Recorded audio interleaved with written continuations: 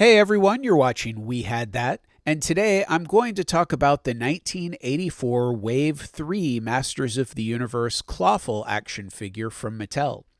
When the first wave of Masters of the Universe figures came out in 1982, I think even Mattel was surprised by their popularity.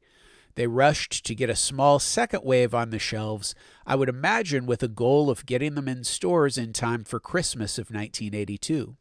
I'm not positive that they made that goal, but I am sure these new characters were available at least by early 1983. Once the second wave made it out, the designers at Mattel had a little bit longer to work on Wave 3. By 1984, we started to see the fruits of that labor. Battle Armor He-Man and Skeletor featured a new gimmick with spinning cylinders that could show varying degrees of damage done to their chest armor.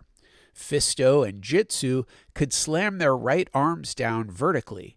Mechanex's neck extended. Cobra Khan shot a sleep mist from his mouth. And Clawful had a giant claw for a right hand, which, through the use of a metal spring, could pinch and grab. Although there were a lot of new parts created for the gimmicks in Wave 3, there was also a fair amount of recycling going on with body parts and accessories. Fisto came with a Triclops sword recolored purple. Cobra Khan had the same gun as Zodak, but this time in orange. Webster had a rifle and Whiplash had a spear, both from the Castle Grayskull weapons rack, but now in orange. Similarly, Clawful came with a mace that had already been used 3 times. The Castle Grayskull weapons rack in tan, the weapons pack in gray, and the version of Man-E-Faces that came with extra weapons in maroon. Now, a handguard was added, presumably to better stay attached to Clawful's claw, and it was molded in neon green. Mattel had based some of their characters on creatures from the real world, starting with Beastman and Merman back in Wave 1. In Wave 3, we had Cobra Khan, who is based on the Cobra. Webstor's design was influenced by spiders. The bee-like Buzz-Off, Whiplash with his alligator-like tail, and of course, Clawful, the Crabman. According to Clawful's package, he's a warrior with the grip of evil, whatever that means. The artwork at the top of the back of the package shows Clawful battling Tila in a swamp. When it comes to Clawful's appearances in various media in the 1980s, I can't think of very much. I believe Clawful only appeared in 2 issues of the mini-comics that were included with each figure. His first appearance in the comic that usually is included with the Clawful figure was The Clash of Arms. The basic story of this comic is that Fisto is captured by a gang of Skeletor's henchmen to fight in an arena for sport. Clawful is both one of the initial henchmen who captures Fisto and the first combatant in the arena.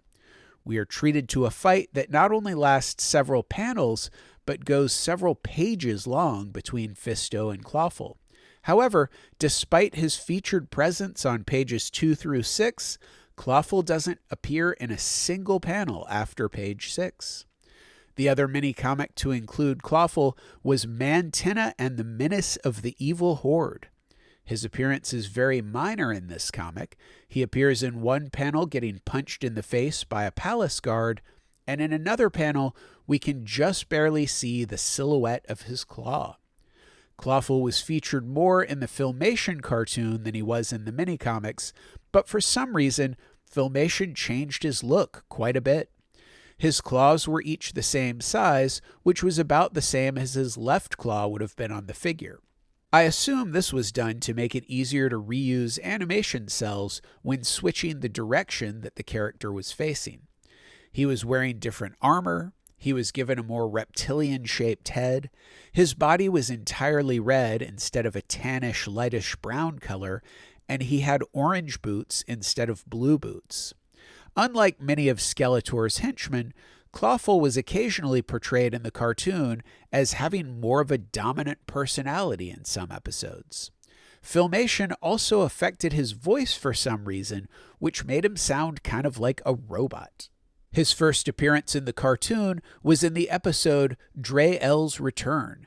Clawful and Trapjaw take the Horn of Evil to Castle Grayskull, where blowing the horn the first time spits out a black cloud that envelops the sorceress and puts her to sleep. Blowing it a second time was supposed to open the drawbridge, but Orko grabbed the horn before Trapjaw had a chance to blow it again. Clawful catches Orko and retrieves the horn pretty quickly. Although Trapjaw wants to get on with the plan, Clawful, who is clearly in charge, wants to demonstrate the power of the horn to Orko, who uses his magic to take it away again. Clawful tries to get it back, but fortunately Teela and He-Man show up to save the day.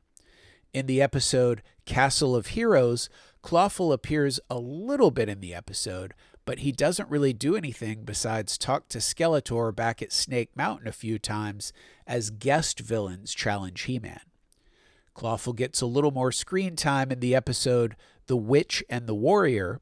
In this episode, Skeletor sends Clawful and Evil-Lyn to steal the Fountain of Life.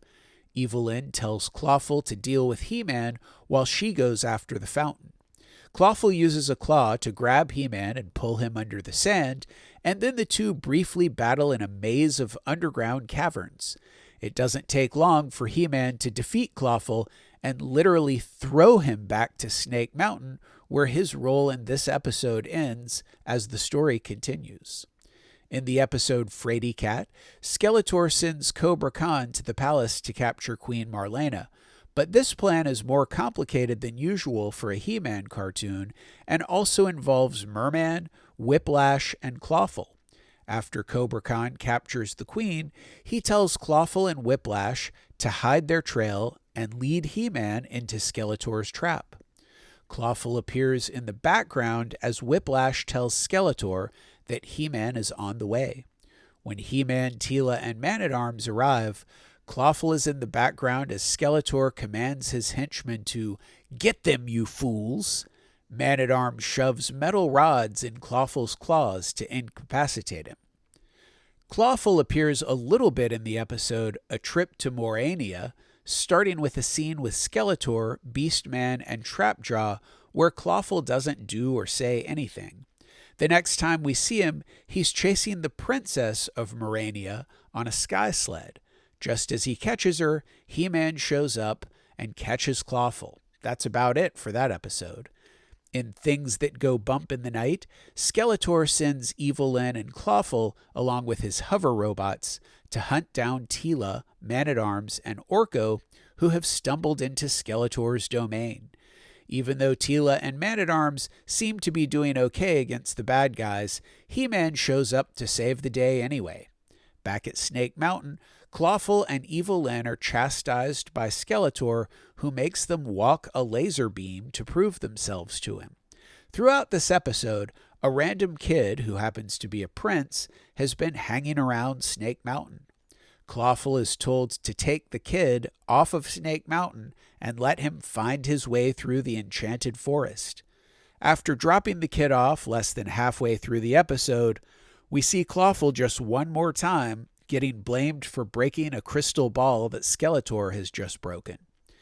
In The Secrets of Grayskull, Clawful shows up halfway through the episode with Skeletor, Trapjaw, and Cobra Khan. Clawful grabs Orko with his claw for Skeletor. The same four villains go to Castle Grayskull to answer a riddle which will grant them access to the castle. After Skeletor manages to open the drawbridge, his henchmen are scared by the appearance of the sorceress. Clawful suggests a retreat, and Skeletor threatens to send Orko to another galaxy as Clawful stands around. Later, Clawful convinces Trapjaw to launch the rocket that's imprisoning Orko. When they go to the castle to tell Skeletor what happened, the sorceress unleashes her power, sending Trapjaw and Clawful running scared. The episode ends with all of the bad guys piled up after being defeated by the sorceress. I can't think of any other 1980s American appearances of Clawful in any other media. What did you think of the vintage Masters of the Universe Clawful figure? Did you have him as a kid? Was he a favorite of yours, or did he seem like a fishy character to you? Tell me below in the comments. Also, please give this video a like, share it on social media, and if you enjoy my content, please subscribe to my channel and hit that notifications bell. And one last thing, if you collect toys, you should know about ToyLanta, one of the biggest toy shows in the southeastern United States, held annually just north of Atlanta, Georgia. Visit ToyLanta.com for more information. As always, thanks for watching.